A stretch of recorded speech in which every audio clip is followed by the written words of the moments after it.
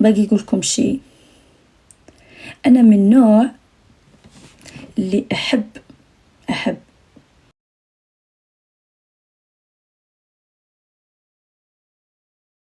يعني نحب، ولا حبيت شخص نحبه والله العظيم نحبه بنية صادقة، بنية صافية، نحبه بكل أنواع الحب اللي عندي والله العظيم. وكي نحب ما نديرونجي، ما نجيني، ما نلكلك، ما نبقبق، ما نعيش لك حياتك. أنا النوع اللي نمد لك الراحة والاتساع والواسع، مساحة طول عرض، وابقي أشوف. ولكن إذا كرهت والله ويرجع ذاك الإنسان ملاك فوق الأرض. تعرفوا كيف كنت نحب هذاك الإنسان؟ أقسم نحبك في ساعة وكني هذاك الإنسان يرجع ملاك وأنا كنت هابلة عليه ويرجع والله العظيم غير ما على باليش. هو والشجرة عادي، هو والشجرة كيف تسوى عندي الشجرة وما يسواش هو، يعني كي نكره.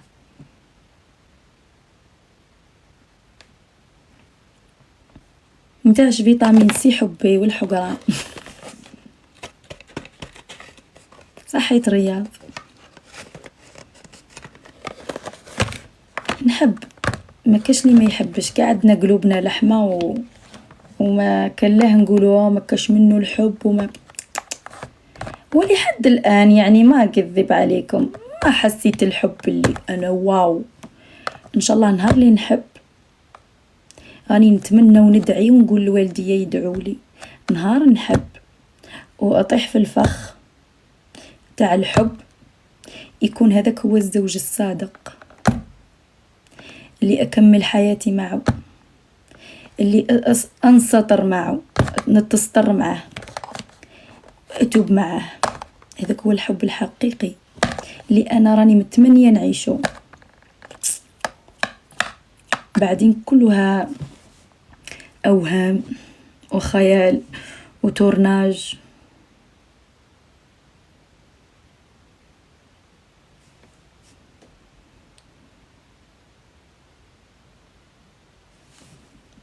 شحال في عمرك؟ عمري كل يوم يزيد بالحب. الصحة ويا الصحة، يعطيك الصحة في الصح والله. على بالكم دي فوا وش نقول؟ اقسم بالله امنوني راح نقول هذه الهضره وروح نرقد. دي فوا وش نقول؟ زعما هكا تجيني زعما ما رانيش حايره في الزواجه، مانيش حايره كيفاش ما تزوجتش وعلاه ما تزوجتش ولازم نتزوج ولا. شوفوا مادام يعني اعذروني كي راح نهضر هذه الهضره، سمحولي راني باش نقول قبل ما نهضرها سمحولي باسكو بالك رايحه تقيس شي ناس، مي سمحولي. مادام نرقد هكا ونوض ونلقى والدي حيين، اقسم بالله ما الحياة عندي مازالها حلوة. الحياة عندي حلوة، الحياة عندي جميلة، الحياة عندي في كل طبقات. ومادام والدي راضيين عليا واو، والله كل الدنيا تبان لي نورمال. كي نرقد ونوض نشوف والدي حيين، ربي يطول لي في عمرهم ويلحقهم وين راهم متمنيين. وان شاء الله ربي يحفظ كاع الوالدين اللي حيين واللي ماتوا الله يرحمهم، واللي راهم مرضى ربي يشافيهم. والله العظيم هذاك هو الحب الحقيقي. نهار ترقدي، نهار تكوني تبكي، انتي تحسي في قلبك، تحسي في مخدتك وفي شنبرتك، تقولي هاكي تبكي وحدك، ولكن غير ربي اللي حاسبك. ومن بعد الام تحس بك ملهيه، كي تبكي معاك يماك، تي تبكي من وهي تبكي معاك من. بصح ديري في حسابك قد ما تدعي، قد ما انتي تدعي في ذيك الليله، هي دعوه برك تشوفي الدنيا قاع تقولي انا وش درت، انا مانيش هكذا، انا ما كيفاش، انا مانيش تايبه، انا مانيش هكا، استغفر الله يا ربي، انا راني ندير هكا بصح كيفاش راني مسطوره، راني هكذا، راني منا. علاش راكي مسطوره، علاش راكي هكذا؟ باسكو دعاوي الوالدين على راسك، باسكو رضيت الوالدين على راسك، باسكو رضيت الوالدين على راسك. تقولي انا مانيش، انا كيفاش، وانا ظلمت فلانه، وانا ظلمت فلان، وانا ظلمت هكذا، كيفاش ومن بعد تجيك حاجه تصادفك، حاجه مليحه في حياتك، تصادفك ثم حاجه مليحه في حياتك، انت ما تفهميش منين. هذيك كاع دعاوي الوالدين، بكا كي دايرتها شابه مع والديك. والصح الدوري في الدنيا كاع ماشي كي الوالدين، كاش كي الوالدين، كاين ربي والوالدين، يجي كاين ربي الفوق سبحانه، بعد لتحت الوالدين، وتشوفي الدنيا قاع جنة. ويا سعدهم يا سعدهم يا سعدهم يا سعدهم يا سعدهم اللي ماتوا والديهم هما راضيين عليهم، واللي ماتوا والديهم وهما راضيين عليهم، الله يرحمهم. قلت لكم اسمحوا لي كي راح نهضر هذه الهضره، انا طلبت السماح، ماشي انا طلبت السماح. يعني الحمد لله، انا دائما نقول باللي لو كان بعد الشر كان يتفقد جناح من جناحتي، انا انهزمت، انا تكسرت في الدنيا خلاص. الحمد لله، الصحة هي الصح اكيد، الصح اكيد، الحمد لله والله. ان شاء الله، والنية والله. غير امنيتي تعرفوا واش هي؟ رانا 3:30 تاع الصباح. شوفوا احنا قلنا كلام شباب، ماذا بيا نختمها معكم كلام شباب ونروح نرقد. عندي امنيه تفكرتها دركا، اقسم بالله مادام راني لابسه الحب، كاع اللي يحبوني، واللي راهم يشوفوا، والله امنيتي ان شاء الله كل مغترب على والديه اللي راهم محروقين باش يشوفوا غير والديهم، باش يتلاقاو غير بوالديهم. سوا دوكا كل واحد وظروفه وين راهم، اللي راه محبوس ولا اللي راه في الغربه، ولا اللي راهي في الغربه، ولا ان شاء الله يا ربي يلاقيهم كاع مع بعض، ان شاء الله تتلاقاو في اسرع وقت، تحضنوا والديكم. واللي محرومين من الذريه ان شاء الله ربي يرزقهم. هذا الزوج دعوات جاوني هكا على نيتي، كي راني ندعي، راني بطاقه ايجابيه وكل حب وحنان، دعيت هذه الدعوات ان شاء الله بنيتي، قولوا امين. صباح الخير يا عبد الله، صباح الخير، امين يا رب. وهلا نقول لكم تهلاو في رواحكم ودمتم في رعاية الله وحفظه. وراهي 3:30، هذاك هو غدوة وجدوا رواحكم في سهرة شابة في الليل. اكو والفتوني من ذاك نهض عليكم، من ذاك نتنارفش، من ذاك نبكي، من ذاك نضحك، ويا رايحة كل الحب. تهلاو في رواحكم. نروح نقلع هذا الشواوه اللي راهي على راسي، راهي دارت لي ضج، الحس في راسي. الحنانه راني كل حب. شفتوا على مشي مليحه نلبس الاحمر؟ نو بزيدوش تقولوا لي لبسي الاحمر. طلعوا في رواحكم. كيف فينوم هذا؟ فينوم ما كانش وما خرجليش، فينوم كاع ما خرجليش. جماعه غدوه نلعب مع فينوم. تعبت اصلا، تعبت والله، تعبت. تهلاو في رواحكم. باي باي باي باي، والله تعبت. وزيد نقولكم حاجه، احسنوا عاوني، راني مالفه نروح لكم للبنك، شوفوا كيف راني. يما حنونتي ظهري عواج. غدوه نولي لكم بيوم جديد، لوك جديد وفلوق جديد.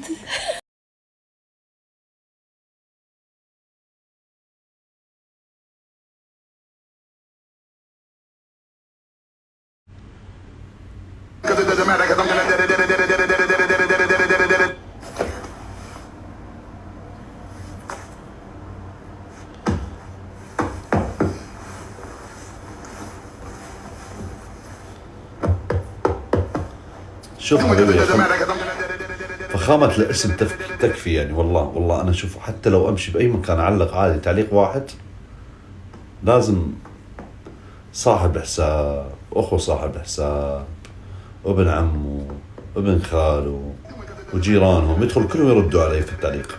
فهمت؟ حتى في الأجانب، حتى في أمريكا، حتى في أوروبا يعرفوا يميزوا وجوه تستحق سوري بيبروني ده تعال ما عرفش يحضر يحلل كومبات ناس. يا جماعة شوفوا لي ميمي شنو كتبت، ترجموا لي تكفى، اكتبوا لي اياه بالعربي نفس الكلام. اللي فهم ميمي شنو كتبت يكتب لي اياه بالعربي. يا جدكم اكتبوا لي اياه بالعربي.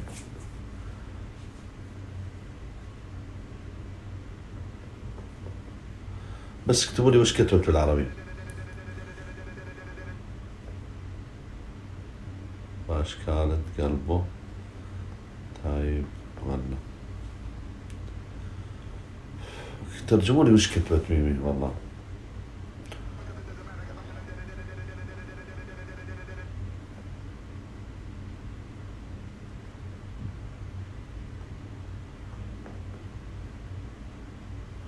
لا الجملة اللي قبلها وش قالت؟ شكرا يا شريفة.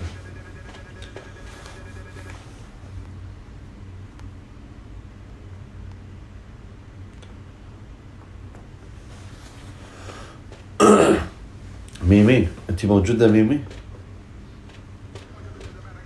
ميمي موجودة؟ انا اقول لك كلمة واحدة، تعرفي وش تعملي؟ ميمي ديري قوس وافعى بحسابك، بس لا تعملي شيء ثاني. هاي راح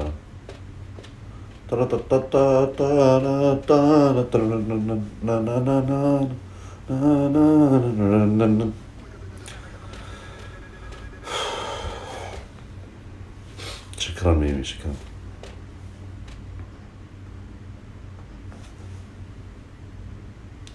هذا اللي يهمك؟ لا مو هذا اللي يهمني. انا ما اقدر اسب الناس والله. انا قلت لكم اكثر من مرة، انا اذا في احد سبني او ضايقني اعرف شلون اضايقه واسبه بدون ما اسبه. ما اتكلم كلام، بافعال اخليه يسبني وانا ما سبيته. هذه سياسة حوار صعب عليكم انكم تفهموها. الناس اللي داخله من برا، ما اكلم فانزاتي. الجامي مكاش يتغير قانوني من بعد اليوم.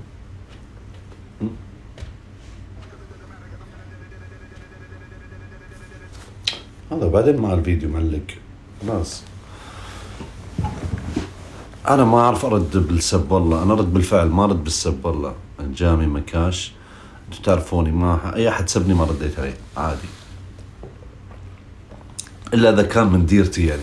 من ديرتكم انا ما اعرف ارد عليهم صراحة. ما احب اخسر الناس عشان ناس ثانية ولا احب اطيح باحد.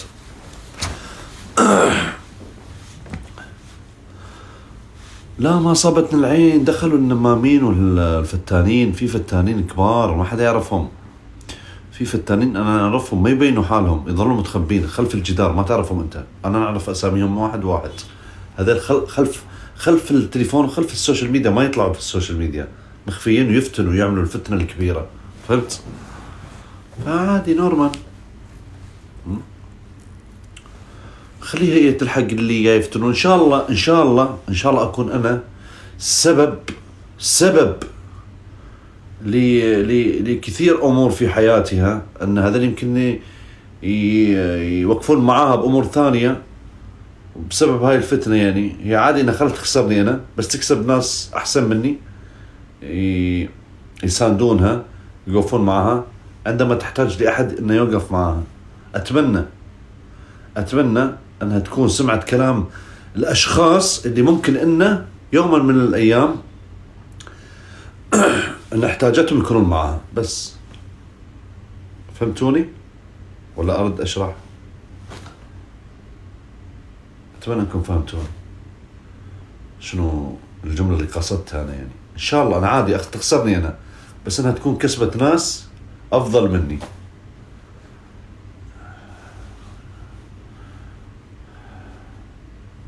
يعني أتمنى لها الخير والله، أتمنى أن عادي خليها تسبني، بس أنها تكون كسبت أشخاص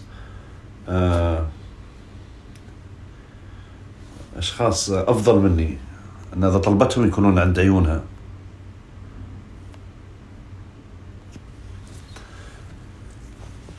ما نصير خلافات، بس أتمنى أنها تكون كسبت شيء من وراء هذا الخلاف. بس مو أكثر.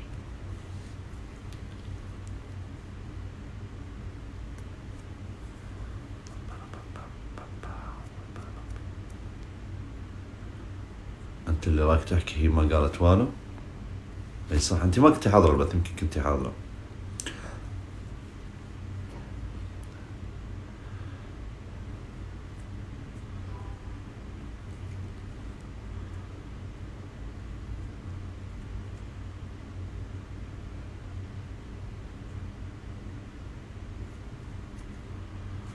إيه، والنعم فيها معروفة من 2018 ونعم فيها. احنا بالسوشيال ميديا من زمان ترى، بس مو معروفين عندكم بالجزائر. وعادي انما يكون عندي ناس من الكويت، يعني احنا ادخل عند كل الممثلين بالكويت، ادخل بثوثهم عادي نورمال تلاقي بثه، مو عادي تلاقي بثي اعلى من بثه. احنا ما نتابع البرنامج هذا، اوكي يا ميمي، لكن اصدقائنا ومحور علاقاتنا في كل الدول. شوفي، في كل الدول الجانبية العربية علاقاتنا كلها مع ناس كبار، مو ناس عادية. فهمتي؟ مو شرط يكون سوشيال ميديا. فهمتي علي؟ يعني ما له داعي انها تطلع وتسبني قدام الناس. فهمتي؟ يعني هذه بروحها، انا مو بالسوشيال ميديا، انا ما حدا يعرفني، انا واحد من الشارع، ما له داعي تكلمني بهذا الاسلوب، لانه ما غلطت علي انا. تقول لي انت يعني تبي تقول نفس كلمة قالتها هي بس بطريقة ثانية، انت كلب المشاهير. ما اسمح لها تقول هذا الكلام. انا المشاهير يتمنون انا ما يقعدون معي، خلفية حياتي الشخصية ما حدا يعرفها، ما حدا يعرف انا منو. في ناس كثير ما يعرفون انا منو. ما قيمت ولا واحد فيهم، كلهم يطلعون عندي بالبث هني، كلهم شافوهم الناس يطلعون عندي، ما قيمهم الا هي الوحيدة اللي حاط لها قيمة عندي. بس ترى هي الوحيدة بهذا البرنامج لها قيمة، الباقي على الزبالة. ايش السامعين؟ تروح تقول انت تروح تلاحق المشاهير. اخذي تليفوني شوفي المسجات بالانستغرام، شوفي في مشهور مو داخل علي وكاتب لي، ما ارد عليه. لازم افتحه قدام الناس اوري الناس شوف شوف شوف شوف. طبق علي. هي بس كلمة واحدة وجهت لي اياها قبل، الكل يذكرها. قالت لي انت مين عشان يرد عليك رغيص؟ جبت رغيص قعدت بتيك توك. هي لازم من هذه الكلمة ما ترجع تكلمني بهذا الاسلوب. فهمتي؟ فهميني ميمي. هي قبل رجعي قبل اذا كنتي حاضرة. قالت لي انت مين عشان يرد عليك رغيص؟ سكرت الجولة وجبت رغيص بكبرة، جبته حطيته بتيك توك، دخلته يفتح تيك توك علشاني انا. مو حلوة الكلمة هذه، واليوم قالت كلمة أكبر منها. فهمتي؟ يعني وش أنا أروح أجمع كل مشاهير الكوكب وأحطهم عندي وأدوس عليهم يعني عشان ترتاح هي؟ وإيش السالفة؟ هاي تخلي الواحد يقول كلام، والله العظيم أقسم بالله تخلي الواحد يقول كلام مو بمكانه.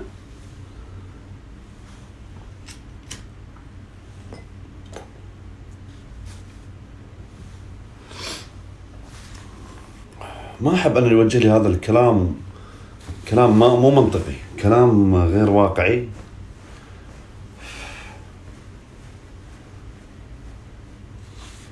اللي قاعد تغلط على رغيص عندي سوي لها بلوك، لأن رغيص صديقي. طيريها يا نبيلة، أي أحد يغلط علي مين هذا ومين هذا، أنت اللي منه، طيريها. تسمعيني نبيلة؟ مين هذا؟ هذا ابن بلدك. قبل لا اعرفه انا يكون صديقي ابن بلدك اللي ما عندك حتى دم، ما عندك حتى حياة تغلطي على الرجل بغيابه. قبل لا يكون صديقي ابن بلدك. هاي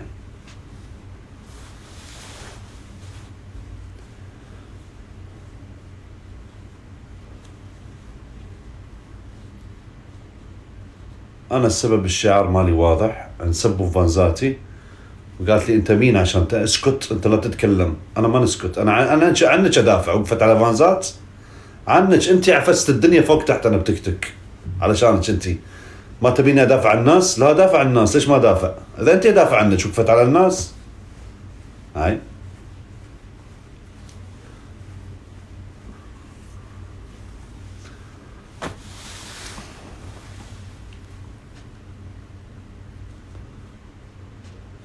انا صار لي يومين قاعد انطرها تفتح بث واعرف كل شيء قاعد يوصل. اتصور انا قاعد مكاني، هي في الجزائر وانا هنا في الكويت. كل شيء قاعد يوصل لها ويدور براسه وداري، وادري انها اول ما تفتح راح تسوي قنبله. شوف ادري راح تسوي قنبله، وسوت القنبله مالتها. بس انا اول مره امتص غضبي، ما رديت. اوكي ما ابي انام يا اخي، روح نام انت. انا واحد مقلق ما ابي انام، قاعد انا مستانس. اوكي قاعد مع فانزاتي، قاعد مع القوسيين، انت وش دخلك؟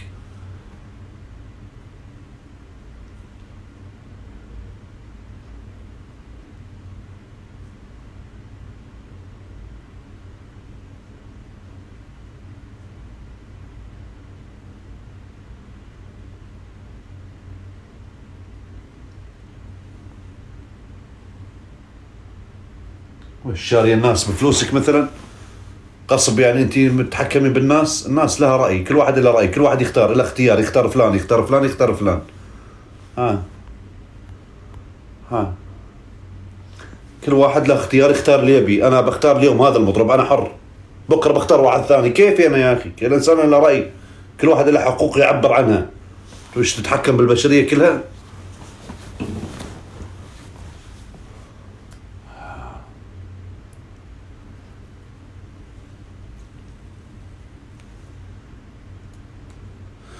وثقوا تماما ما عندي واحد حط علامة القوس إلا أنه نظيف ونقي ما يتبعني. شوف ما راح يتبعني حتى اللي حط الشعارين، اللي حط شعار لفعة وشعار القوس وحط شعار القوس، هذيل الناس اللي اتبعوا هذا الشيء أقسم بالله كلهم نقيين وما عندهم مشاكل ولا يسووا فتنة. ولا متبعيني لسبب ما عشان يفتنوا، متبعيني محبة متبعيني محبة. وش ممنوع يعني احد يتبعني محبة بعد؟ شو السالفة؟ وما يتبعك الا لنفس اطباعك، الا الطيب والنخوة والشهم والمحترم واللي ما بعين الناس واللي ما بعينه شيء واللي شايف خيره بالنعمة. انا هذا اللي اقول، هذا اللي يتبعني انا، هذا اللي متبعيني انا. كل واحد واللي يتبعه حر، كل واحد وش يحب وش يشوف الشيء الصح يتبعه. ما حدا جابرك يا اخي، ما جبرت احد انا قلت له اتبعني.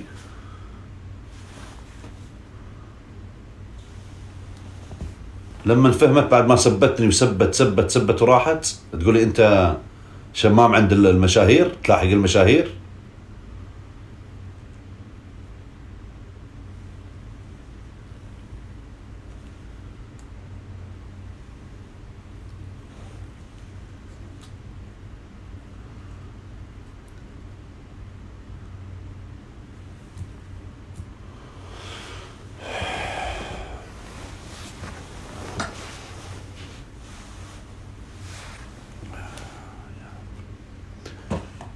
المشاهير يعني انت تلاحق المشاهير، انت مو مشهور، ليش عم يحطوا لك القوس؟ يعني رسالة يا جماعة، انا مو مشهور. اوكي انا مو مشهور تسمعوني؟ انا واحد مو مشهور، لا حد يقيمني، بس اللي يحبني يحط لي قوس. اوكي انا واحد مو مشهور، انا ماني من المشاهير الكبار، بس اللي يحبني يحط لي قوس جنب اسمه. اوكي حبايبي، انا مش مشهور، انتوا هم المشهورين، احنا مو نفسهم. انا مو نفسهم مشهور يا اخي، انا مو قدهم، انا مو نفسهم.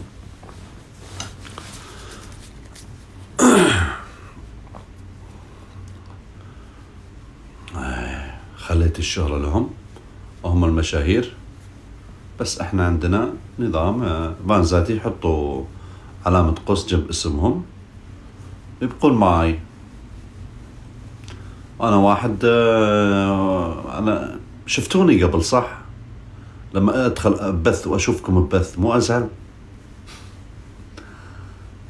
يعرفوني عدل، اللي تعرفوني عدل من زمان. لما ادخل بث اي احد اقول لكم ليش ضفتوه، مو اتضايق، معناته انا غار على فانزاتي يا اخي، انا عندي غير على فانزاتي، انا حطيت شعار لفانزاتي ابي اشوفهم لما ادخل بث اشوفهم موجودين، هذول الفانزاتي خلاص ارتاح نفسيا، حاطين شعاري، خلهم يضيفون لي يضيفونه، كيفي انا حر، حي علي، انا غار على فانزاتي يا اخي، كيفي حر انا.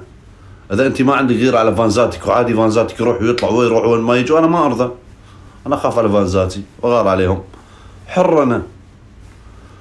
يا وش الغلط بالموضوع؟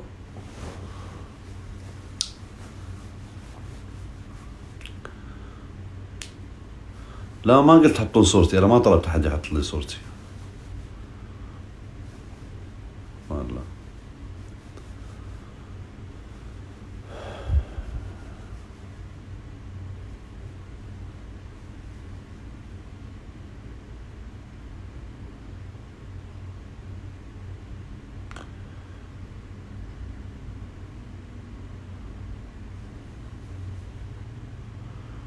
وليش انا جبت عليها ولا سبيتها شيء بموضوع؟ ترى ما سبيت انا ولا موضوع، ترى انا قاعد اتكلم كل ادب واحترام. اذا انت ما تفهم كلام الادب والاحترام انتبه، بدل الموضوع اخطيك من الفتنه. ما في فتنه بالموضوع،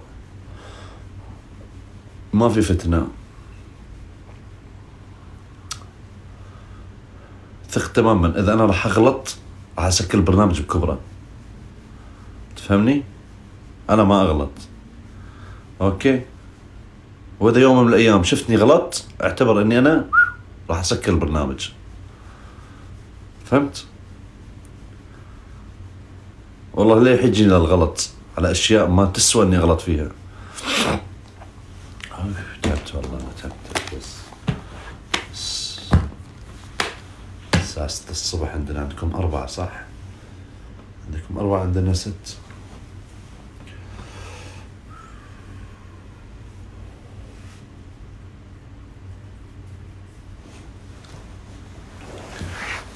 هي سكرت الموضوع، هي دخلت سبتني بعدين سكرت الموضوع، خلاص اكيد تسكر الموضوع، شافتني ما رديت عليها انا اكيد بتسكر الموضوع، شافتني انا سكت سوت لي براسها وخليتها تسوي لي براسها انا وتسبني على البثوث طالعه، وهي سبتني وراحت، بس نورمال عادي. صفحة جديدة ويوم جديد وأصدقاء جدد إن شاء الله بإذن الله، واحد أحد وفانزات جديدة كل يوم راح يدخل عندنا فانزات جديدة ويحطون علامة القوس. أوكي تسمعوني يا القوسيين، تسمعوني وراح تشوفون بعينكم كل يوم ناس جديدة. وبعدين لمعلوماتكم هي مو بس غلطت علي أنا، هي غلطت على الخليج كله، أوكي؟ وكل الكويتيين اللي قاعد يتابعوني وما يكتبون طرشوا لي، وراح اطلع لكم الصور محادثاتهم. باي حق تغلط على الخليج؟ قلت له ما غلطت، هي غلطت على كل الخليج، اوكي؟ غلطت على كل الخليج، هيني طلعت سوت كلمة سبت كل الخليج فيها، اوكي؟ وانا قاعد ادافع عنها الحين بالخليج ان هي ما سبت، اوكي؟ سبت كل المنقبات بالخليج، قالت انتم ما بتحبوا هيك، تحبوا لازم الوحده تحط لكم نقاب وتعمل لكم هكذا، عملت هاي الحركه، هاي سبت كل الخليج، سبت، هذه مسبه تعتبر اهانه، اهانت كل بنات الخليج. ها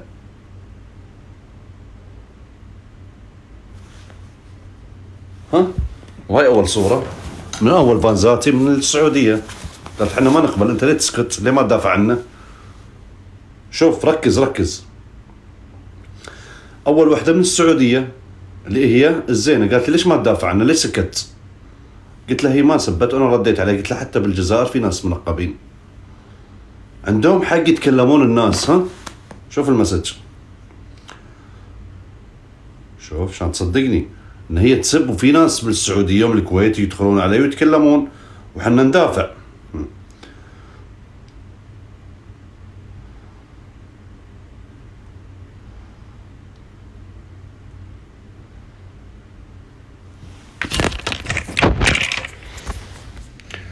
تفضل يلا اقرا.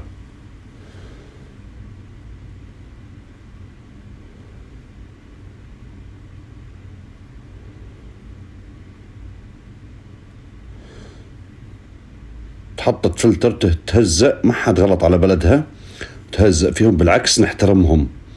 ترديت عليها قلت لها هذا شعار الإسلام مو شعار دولة، في جزائريين يلبسونه. اوكي هي مو بس سبتني انا، ترى هي ما سبتني انا، يعني سبت كل شيء بخليجي. اوكي والخليج خط احمر، تعرف شو يعني خط احمر؟ خط احمر.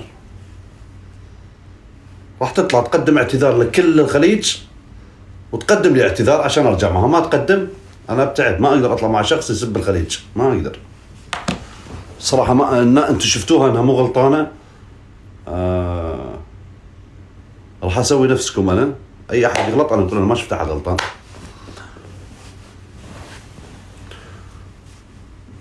هي سبت الخليج كله، ليش تسبينهم؟ انا دائما ادافع، ما اسمح لاي شخص يغلط، انا عكسها. انا المشكله اني عكسها يا اخي، عكسها، ما اسمح لاحد يغلط غير كلمه واحده. طب ليش تغلطين على الخليج؟ ايش دخل الخليج بموضوعي وموضوعك؟ ايش دخل الناس هذه؟ دخلتي الناس اخر شيء الخليج كله تسبينه. ليش تسبين الخليج؟ تطلع وتقدم اعتذار للجميع علشان اسامحها. ايش السالفه؟ وسبت بناتنا لا يكبر لا يكبر. انا ما اسكت، لا انا ما اسكت، لا والله يكبر دام الناس دخلت عندي وناس كبار قاعد يدخلون عندي ويتكلمون. لا كبر الموضوع عندي، كبر. عفوية تطلع تقدم اعتذارها، عفوية نزل فيديو في حسابها رد اعتبار. هي سبت الخليج كله، ترجع الاعتبار، سبت كل بنات الخليج. ها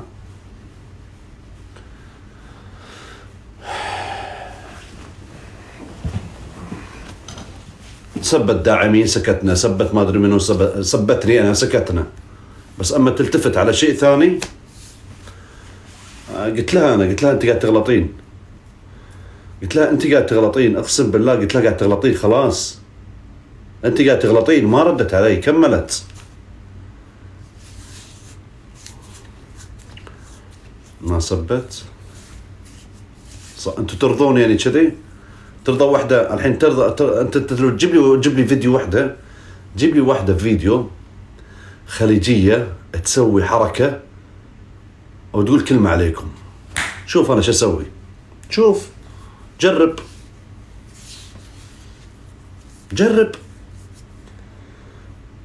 جيب لي وحده تحط افكت وتوجه الافكت هذا للمغرب العربي.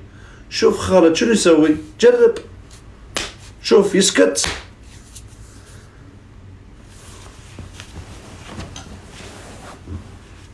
صباح النور.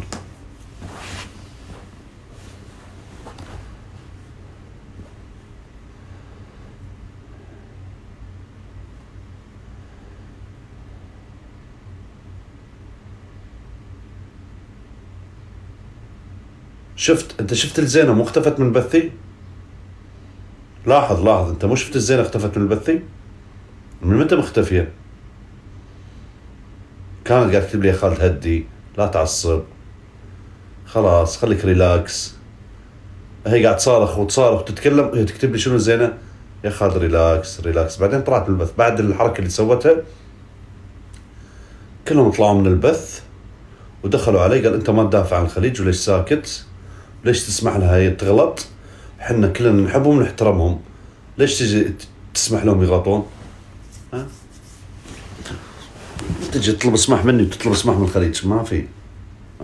مو حلوة الحركة. ما انت صديقتي، انت باسمي انا، انت تطلعين معي انا، انت صديقتي، تسوي كذي معاي؟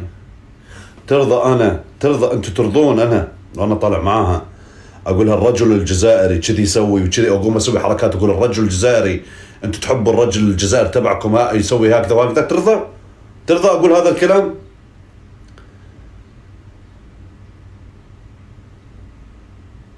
ترضون؟ خلاص. وانا ما ارضى. روحوا انتوا بانزاتها وانتي غلطتي، ترى اذا انتوا ما نبهتوها انا الحين قاعد نقول لكم روحوا نبهوها، هي غلطت.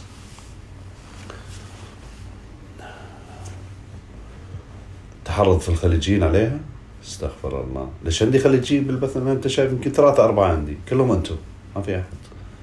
اللي كانوا يقعدون ببثي طلعوا وارسلوا لي، واللي ارسل لي واتساب، واللي ارسل لي تيك توك، واللي دخل على انستغرام كتب لي وطلعوا من البث، ما يبون يقعدون. شنو؟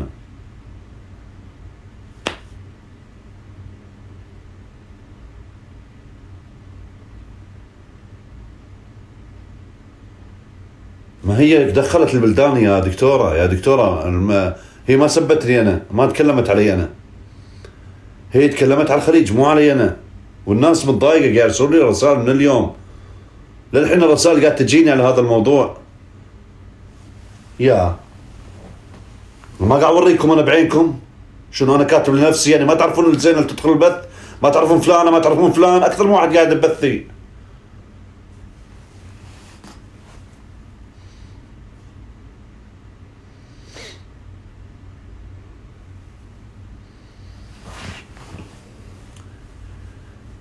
هي كلمتني أنا مو بلدان، لا قالت أنت تحب الخليجية، خلنا نسوي لك الخليجية كيف تعمل. ما له داعي تجيب اسم الخليجية، تقول أنت تحب هذا الشكل، ليش تقول خليجية؟ كلمة خليجية جمعت كل الخليج في طيبة أنت. يعني أنا عادي أقدر أقول أنت تحبين الرجال اللي يسوي كذي وكذي، تقدر تقول أنت تحب البنت اللي تسوي كذي، ما تقول خليجية. كلمة خليجية أنت جمعتي كل الناس، عفستي الناس كلها مع بعض. اوكي، دقق بكلامك لما تيجي تتكلم، زين كلامك قبل لا تنطقه. لما تزوع تلقى الكف اللي يجيك، لما تبزق الكلمة زينها قبل لا تبزقها، حتى لو كنت انت منه زين كلمتك. الكلمة هذه لما تقولها زينة، لها ميزان الكلمة. رديت عليها انا قلت لها بس يا فاطمة، حتى بنات الجزائر يلبسون نقاب، بس يا فاطمة. شفت، انا بهدي الفتنه اللي هي تبي تديرها. اوكي، اما تغلط على الخليج نو ما نرضى، نضحك تسبني انا اوكي، بس تغلط على الخليج خط احمر. اوكي، لا تقول يا اخي لا تقول انت تحب البنت الكذا، يا اخي قول انت تحب البنت اللي تسوي كذا، لا تقول تحب بنات الخليج اللي يسوون كذا. ليه هذه ليش تعطي كلمه بنات الخليج؟ ليه؟ قولي انت تحب البنت اللي تسوي هاي الحركات بس، ما غلطتي على احد انت.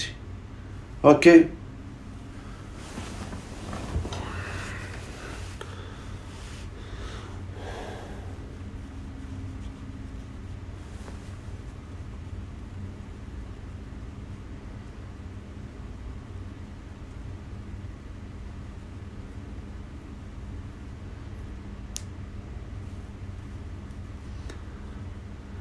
لا حول ولا قوة الا بالله. ازيد فيها بازاف، وعادي عندي الخسارة في العمر، عشان لا تفكر عاد تعلي راسه وايد تطير لعند، توصل لعند الله وهي طايرة تسبني وتسب وتطلع وتطيح وتتكلم وتطيح وما ادري ايش تسوي. عادي يقطع كل شيء عادي، برنامج كله بكبره هذا نشيله ونغلقه، ما يمنع البرنامج ترى. اوكي،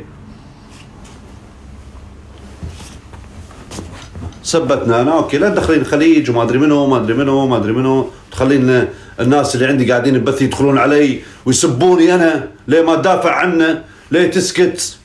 ليه تحطيني بهذه المواقف؟ يعني ليه تحطيني بهذه المواقف؟ ليه تجبريني ان احط بهذه؟ انت حطيتيني بهذه المواقف، حلي المواقف هذه، اطلعي حلي المواقف هذه.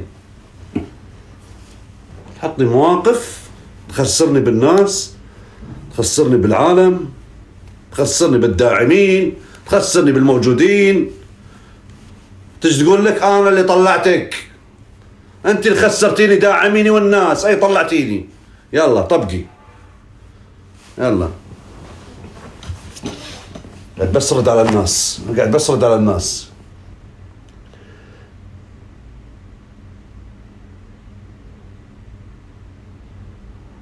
لا شوف الكلام بأدب، شوف الاحترام. تقول احنا ليش سمحت لها تتمادى وتغلط على الخليجيين وتحط فلتر تتهزأ فيهم؟ ما حد غلط عليها ولا على بلدها وتهزأ فيهم، بالعكس نحترمهم. شوف فرق الثقافات في الكلام. شوف النقاش، يعني مو سب، مو دخل سبها، يعني ما دخل عندي سب.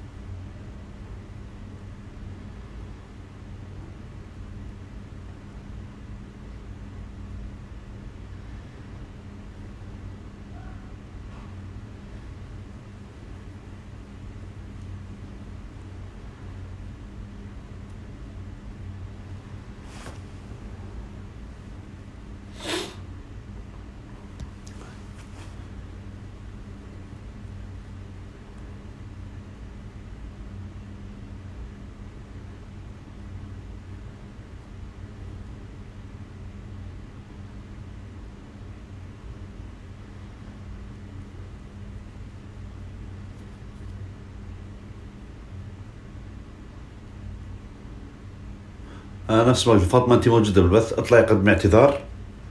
عندي انا فانزات من السعودية ومن الكويت كلهم زعلانين، الموجودين عندي بالبث كلهم مستنفرين على حركة النقاب مالتك اللي سويتيها وقلتي بنات الخليج يسوون كذي.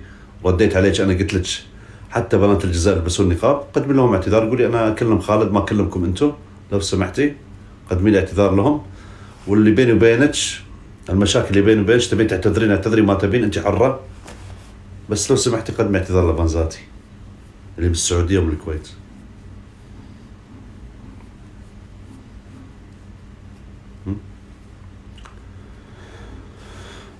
وين بعد انت حرة، راكي موجودة، القس مفتوح اذا حابة تطلعين.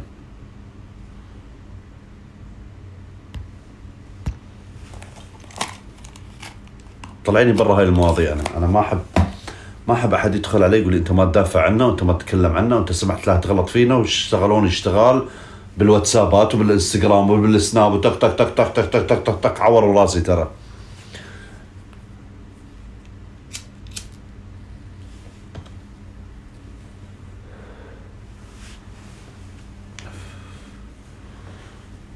وانا ادري انت سويتي هذا الشيء عن سوء نية، يعني غشمر، يعني قاعد تضحكين تقصرين، ما ادري ايش تقولون بلهجتكم، قاعد تتغشمرين يعني.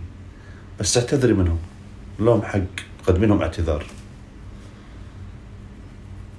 يستاهلون الاعتذار صراحة. في مشرفين يبلوك ولا ما في عندي مشرفين؟ ولا مشرفيني مو فاضيين قاعدين مكالمات مع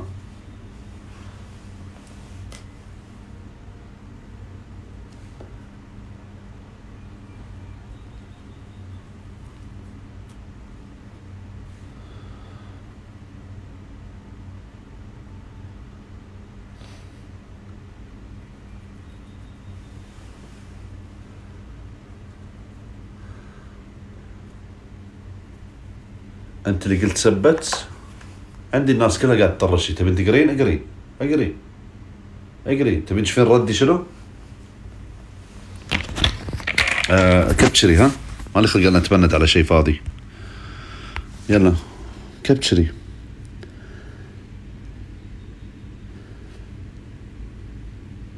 كبشرتي خلصتي؟ اقري المسج واقري الرد مالي. اوكي شوف الرد مالي شنو كان ردي. اوكي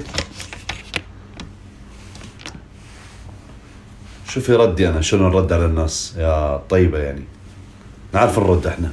اوكي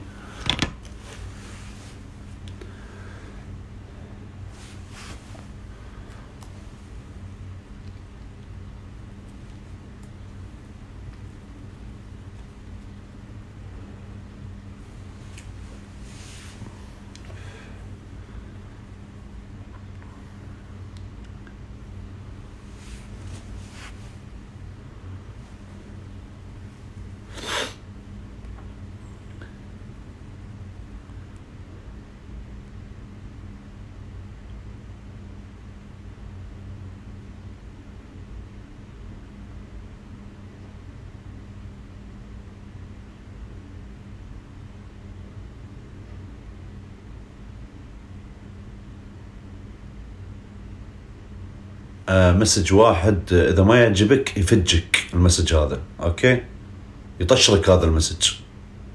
اوكي ايش رايك بالرد؟ عجبك الرد ولا خليه يعجبك عدل؟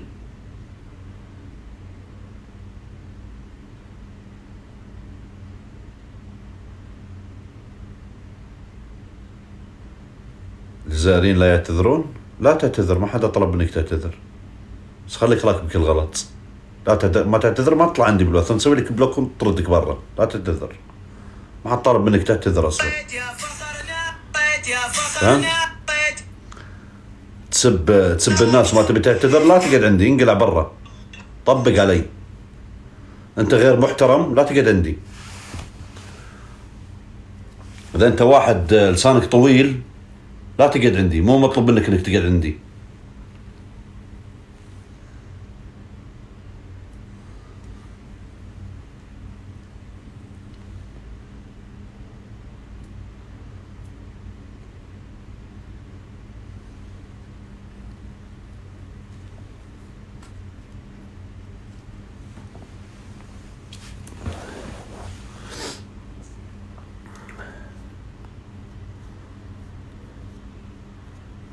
والله انقل انت والصورة متصورة تقول بغل واقف فيها تصور عند منظره. ذلف.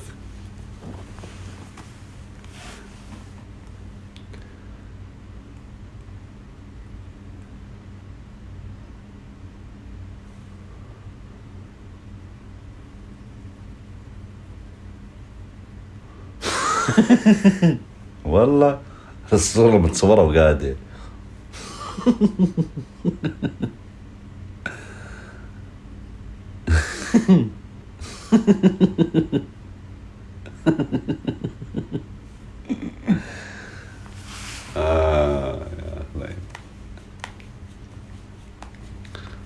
كان يقول لك ما غلطت عليك، ما غلطت على حدا، ما غلطت.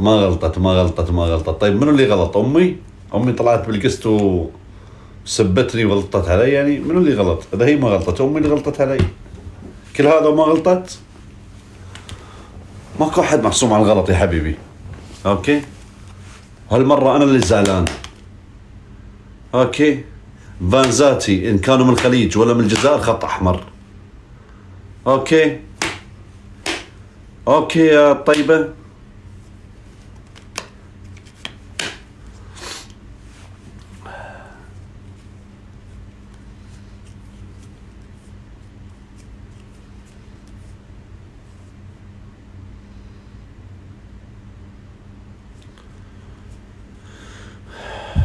بلوكيها وما تزيش تغلط عليها.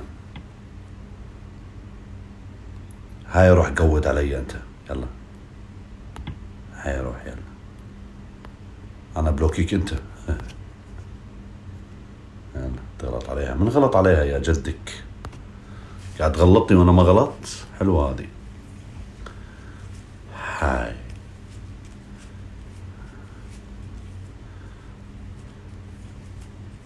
خلاص خلصت هذه المرة الصداقة. أنا من ناحيتي خلصت، خلصت. إذا ما تعتذر مني الصداقة خلصت. جامي أنا ما غلطت عليها بشيء، غلطت علي. ما تبي تعتذر مني لأن الله أنا ماخذ موقف ومن حقي إني أخذ موقف، وخل الفتانين اللي فتونا عندها يفيدونها إن شاء الله. أتمنى ليش ما راح أجي الجزائر يا حبيبي؟ ليش إن شاء الله؟ وفانزاتي هذا اللي حاط لي قواس حق شنو؟ ليش ما أروح الجزائر؟ أنت مهبول ياك؟ مهبول ياك أنت؟ ما تبيني أحس تناديني بالتابعة، وما عندك كلمة غير تابعة. ما في تقييم للصداقة، ما في أي قيم من الصداقة، الصفر. خلاص. ولزقة، وطلع كانت مع واحد مغربي والثاني ما والثاني شنو كان اسمه؟ طلعت معهم القز قال ها اجى اللزقة. مو حلو بحقي انا اطلع بهذه الصورة. ليه قاعد اتكلم عن كذي؟ فعلشان هذه الكلمات انا جمعتهم كلهم مع بعض. حبيتي تعتذرين منهم حياك الله، ما حبيتي الباب يوسع جمل. نقطة على السطر، انتهى. والله فوالا. بنت بلادك خط احمر، خليها عندك خط احمر، ما حدا غلط عليها حبيبي. طبق علي يلا، طبق لا شربك العصير. بكلمك باللهجة الجزائرية الحين. طبق لا شربك العصير. ها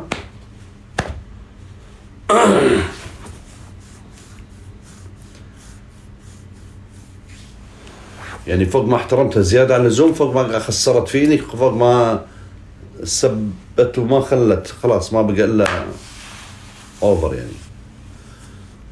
خلاص دام هي تشوف الصداقة معاها كذي، انا نبتعد والله افضل.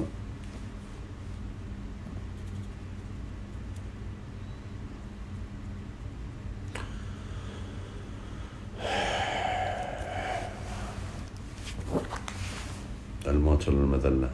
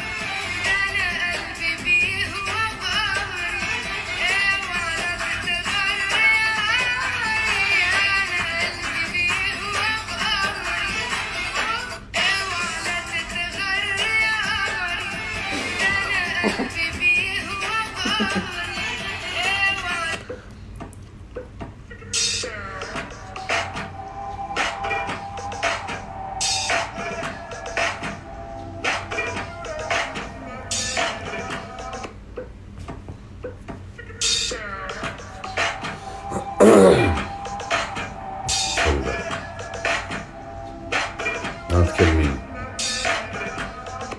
أزيد أحكي معك والله. إيه؟ 5:30. 5:30. و2 ونص. سنين وانا عايشة في مشاكلي وبعمل اني نسياها، وحكموا عليا من شكلي ومن العيشة اللي عيشاها. انا اوقات ابان هادية ومن جوايا نار رايدة. سنين وانا عايشة في مشاكلي وبعمل اني، سنين وانا عايشة كلك دفا وحنية يا ابو نظرة سحرية. تعرف شنو أمنيتي؟ نقضى العمر سوية. ما شفت مثل حبك كلك دفا وحنية والله راح تشوف. يا ابو نظرة والله ولا راح تشوف بعد. شنو أمنيتي نقضي العمر سويا، ما شفت مثل حبك خب كله.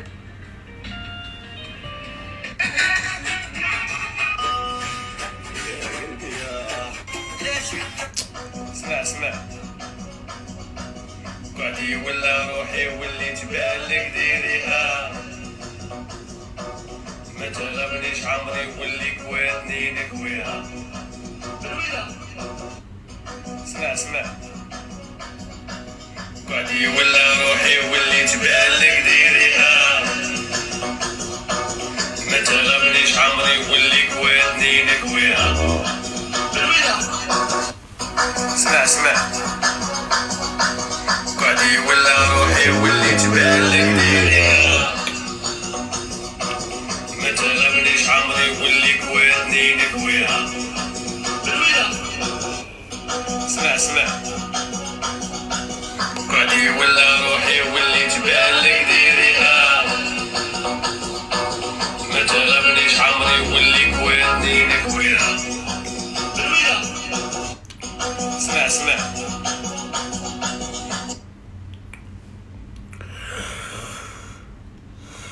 خلص صحيح قعدي التليفون. ولا روحي واللي تبالك ديريها، ما تغبنيش عمري واللي كويتني نكويها.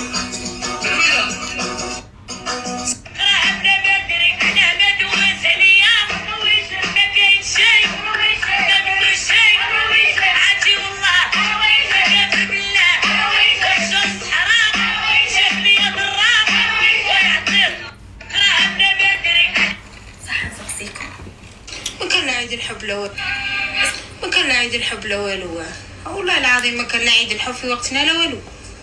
عندك انت يا بابا، عندك انت. باقيش حبه. ما كان هذا العيد احنا في عهد الرسول صلى الله عليه وسلم ما كانش كاين. هذا عندك انت، عندنا كل شيء. عندي يا الحب طب يعني يا طب يا كان شيء ما تعرفي حتى عيد الحب. روحي طبقي. وردة ما ارسلتي، وردة بالغلط ما ارسلتي يا جدك.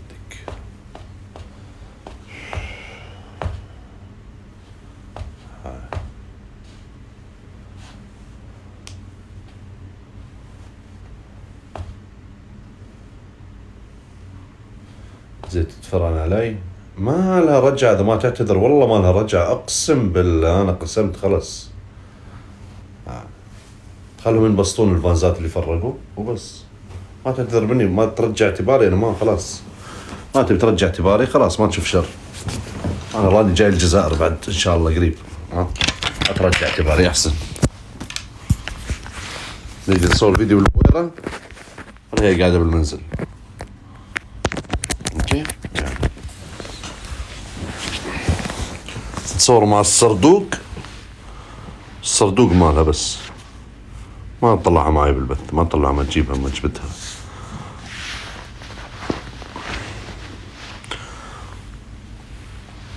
علينا يا ليلي يا ليلى وسقس قس قصة جنة.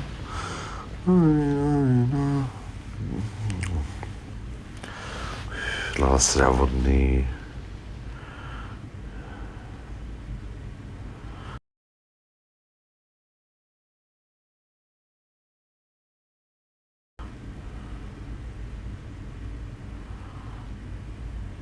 اي والله موضوع تافه جدا، كبرتوه انتو.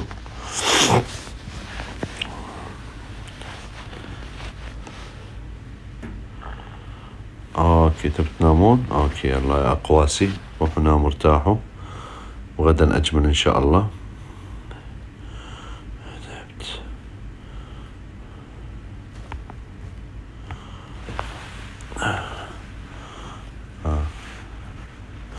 والله تهنات منك واخيرا. والله لا اقعد على قلبها. سمعت اللي كتبتي هاي. والله بجامع بكره اطلع معها جوله والعب معها، ما احكي معها، لا تحكي معها ولا احكي معها، والعب معها جولات نورمال عادي. مو كل الناس يطلعوا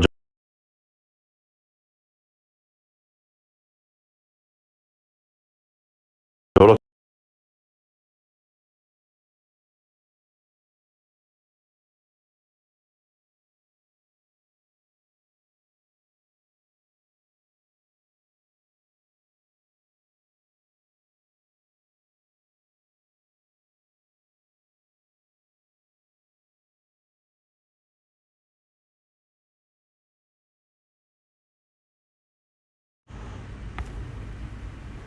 بس ما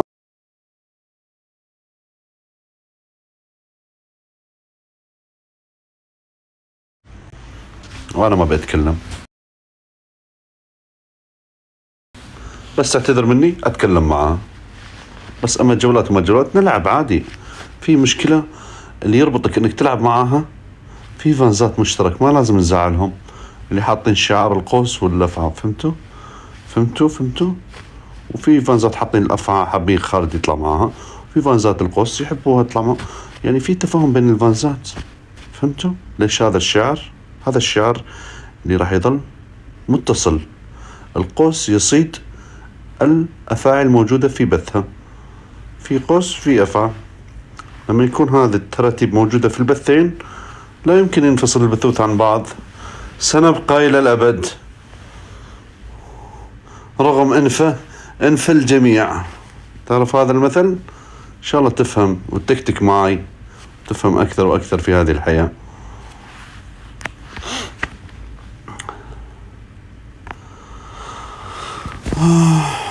فأتمنى الكل يحط القوس، واللي فانز لفا يحط أفا، واللي فانز المشترك يحط الشعارين مع بعض. شكرا لكم وبونوي، تصبحون على ألف ألف ألف خير.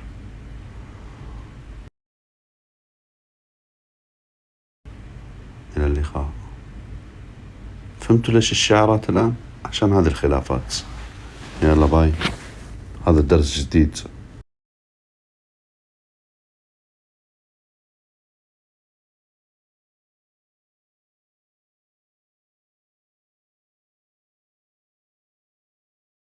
ডান দিক থেকে বাম দিকে মাথা ফিরাইলে এই সুন্দর চেহারাওয়ালা শয়তানের চাইতে আমার নবীর নুরানি সুরতওয়ালা নবীরে দেখবা।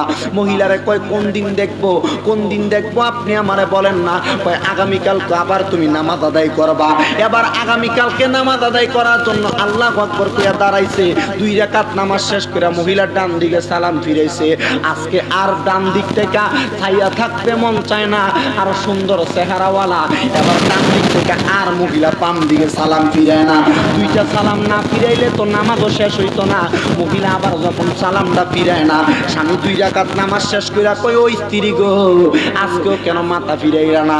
কয় গতকালকে যেই সুন্দর মানুষ দেখছি তার চাইতে আরো সুন্দর তো আজকে দেখতাছি। কয় আজকেও তোমার ইবলিস শয়তানে ধোঁকা দিছে, আরেকটা সুযোগ দিলাম 3 নাম্বার দিন মহিলা কয় না না না, স্বামীর কথা মানা লাগবো। আমি মাইন্নাম কইয়া মহিলা 3য় দিন নামাজের মধ্যে দাঁড়াইছে। তারাইয়া নামাজ শেষ কইরা আবার যখন 3য় দিন নামাজটা শেষ করলেন, ডান দিকে সালাম ফিরে মহিলা আবার বাম দিকে ফিরিয়া দেখে যত সুন্দর ইবলিস শয়তান, কিন্তু আমার নবীর চেহারায় আরো সুন্দর দেখা যায়। মহিলাটা বাম দিকে সালাম ফিরাইয়া গো ডাক দিয়া কয়, স্বামী গো এটাই আমি কারে দেখতাছি স্বামী? গত 2 দিন যেই চেহারা দেখলাম এগুলা তো ওনার সামনে আসলে নূরের আলোতে জলমল করার কারণে এগুলা তো ধোঁকা খেয়া যাইব। স্বামী ডাকে দিয়া কয়, এইটা আর কেউ না, যারা নামাজে হুজুরি কলব লইয়া নামাজে মজা পাইছে তারা এই নুরানি সুরতওয়ালা মানুষটারে দেখছে। কয় নুরানি সুরতওয়ালা লোকটাকে আমারে বলো না।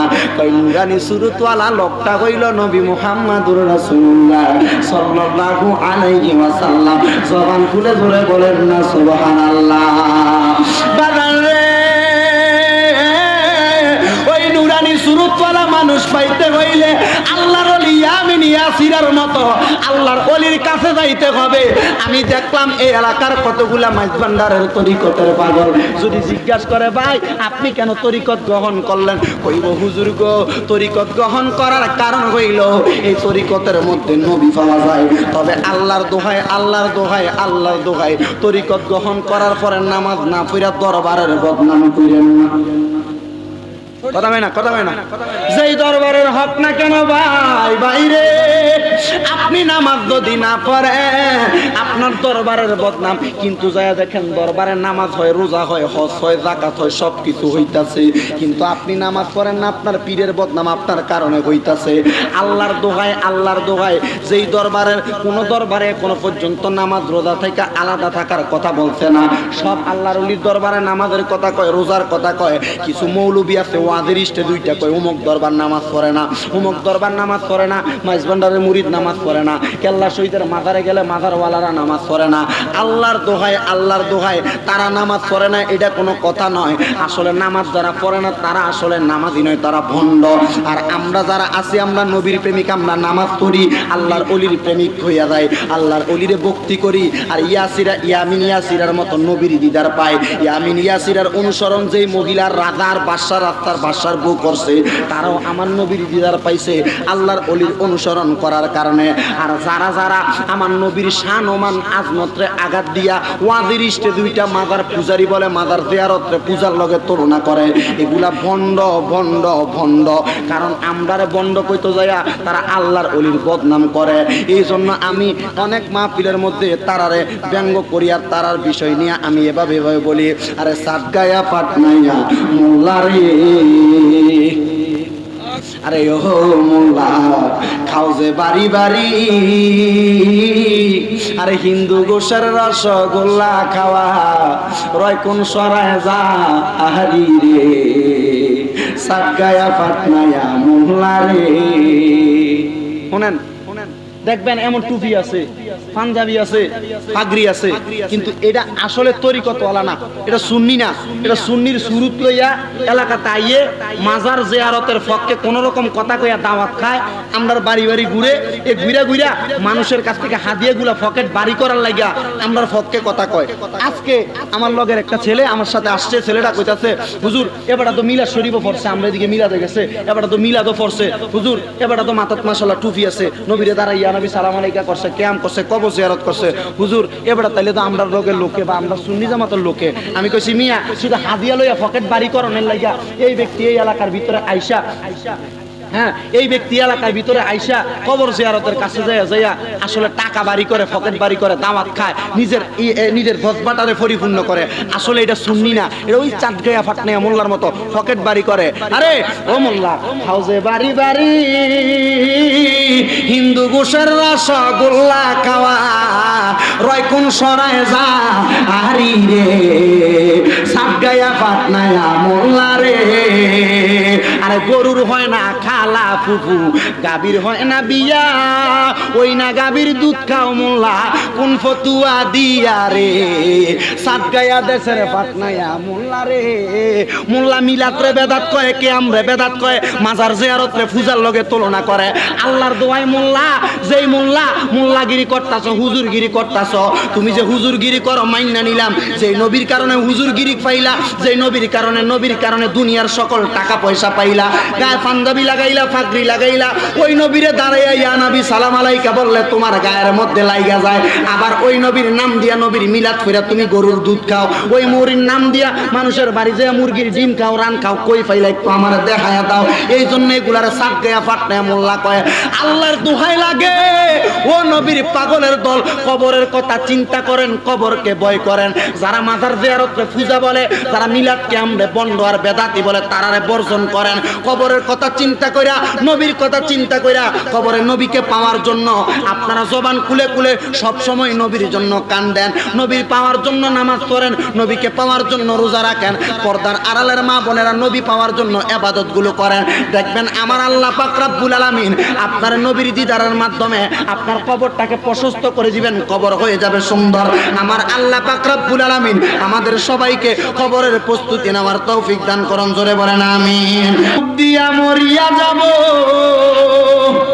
মুর্শিদ প্রেম সাগরে, ওরে বাঁচাও বাঁচাও।